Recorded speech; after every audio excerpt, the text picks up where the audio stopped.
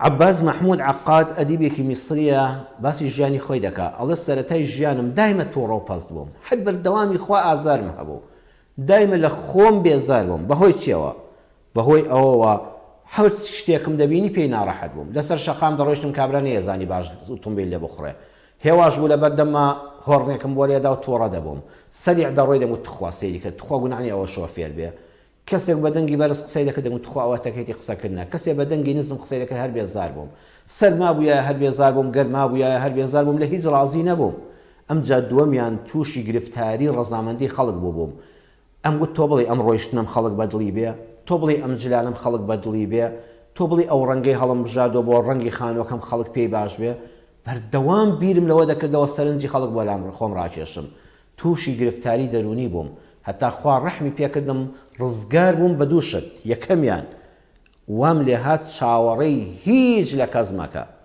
ئەو خەڵکە تۆ نە پۆلیسی هاتوچۆی نە پۆلیس و ئاسایشی مکافحەی ئیجرامی نە کەس حیساب بۆ تۆ دەکا نە ئەوانە نانخۆری تۆن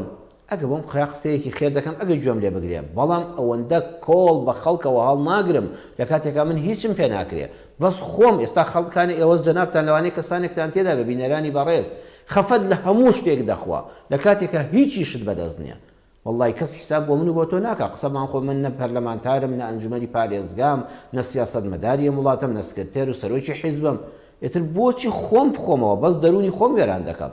واز لەو بابەتانە بێنە کە پەیوەندیەکیان بە تۆ نێو بە تۆ چارەسەر ناکرێن دەڵێت دووەمیشیان خۆم لەم بەڵایە ڕزگار کرد تۆ بڵێ عالم منی بەدڵ بێ جلەکەم دەنگەکەم ڕەنگەکەم خانوەکەم سیارەکەم وتم خوا بەس تۆم لە ڕازی بی بەس تۆم لێ ڕازی بی جا خەڵک چییە وەڵڵای دەڵێ ئێستا دەرونێکی ئیسراحەتم هەبوو بەو دوو خاڵە ڕزگارم بوو لەو بارە دەرونی کە تووشم بوو با ئێمەش وا بکەین بەس ڕەزامەندی خوا و هەروەها کۆڵی ئەو هەموو خەڵکەش مەهێنا سەرخۆت و ئەوانەی ستەمیشیان لێکردبووی ئەگەر بۆت کرا تۆ ئەوەندە گەورە بە چاکەی لەگەڵا بکەوە بەو چاکەیە بیکوژە و خوای پەروەردگاریش حەق و حسابی لەگەڵ دەکا بەڕێزە وتوتە ئایا دوعای لێ بکەم گوناهبار دەبم نەخێر بە عینی دوعاکردنەکە گوناهبار نابی بەڵام بۆ دەرونی خۆت ئەزیزم زەرەدا یەک جار بچۆستا بەرماڵ و بڵێ یا ئەڵڵا فڵان کەس ئەوەندە ستەمی لێ کردوم تا ئێستا دەرونم نەهاتۆتەوە سەر خۆم یا ڕەبی خوای حەواڵم بە تۆ کرد یا ڕەبی خوای وا من لەبیر خۆم بردەوانێ لە دنیا و قیامەت هات تەسلیم بە تۆم کرد جامە یەک جار بەسە ئێتر پێویست ناکات تۆ پێنج فەرزە لەسەر بەرماڵ لە زیاتی دوعای خێر و دین و ئیمان و ژینی بەختەوەر بۆ خۆت و خێزان و ماڵ و منداڵ و کەسوکار هاوڵاتی و هاونیشتیمانیان و هاو ئاینیانت لە جیاتیەوە بەس باسی فڵان کەسن لەبیر بێ یەک جار حەواڵە بەخوای کە ئێتر دوایی لەبیر خۆتی بەرەوە وەلیعفو وەلیەصفحو دڵت پشۆ دەرونت پشۆ وازی لێ بێنە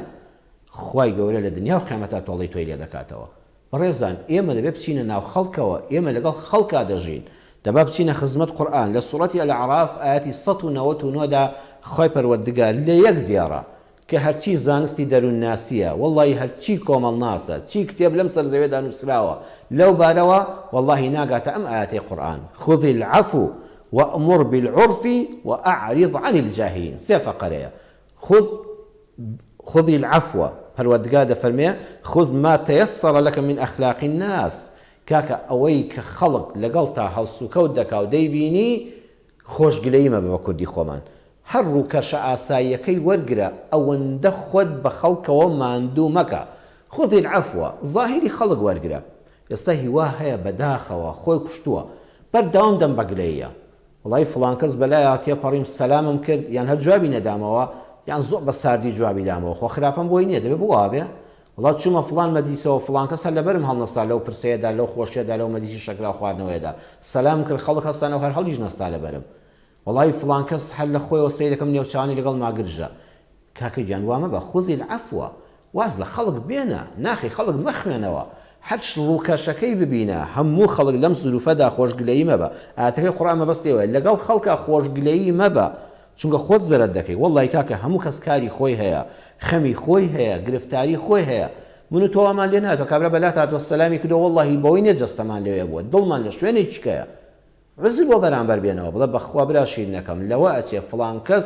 خوا ئەزانێت چ مەراقێکی لە دڵایە خوا ئەزانێت چ گرفتاریەکی هەیە وەڵی من سەلام کردو لەو دانیشتنەدا کە لەبەرم هەڵنەستاوە لەوانەیە چاوی منی هەر نەبینی بێ لەوە ئێستاوە لە ئەوروپا بێ دەروونەکەی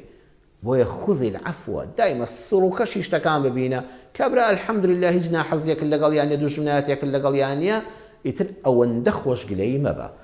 وأمر بالعرف فەرمان بە چاکە بکە وأعرض عن الجاهلين پشت لە نەفامان بکە جا هەر نەفامێ قسەیەکی بەرامبەر کردی و تۆ پەلاماری دی و قسەی پێ بڵێوان و شەڕی لەگەڵا بکەی وەڵا بەشی دوو ڕۆژ ناکەی لە ژیانە وأعرض عن الجاهلين مهمە تۆ خراپە بۆ خەڵک نەبێ جا کابرا لە خۆیەوە قسەت پێ دەڵێ بوختانت بۆ دەکات لە فەیسبوک کۆمنتت ناشرینت بۆ دەنووسێ ئەوە هەر جاهیلە ئەعریض پشتی تێکە خۆتی پێوە ماندوو مەکە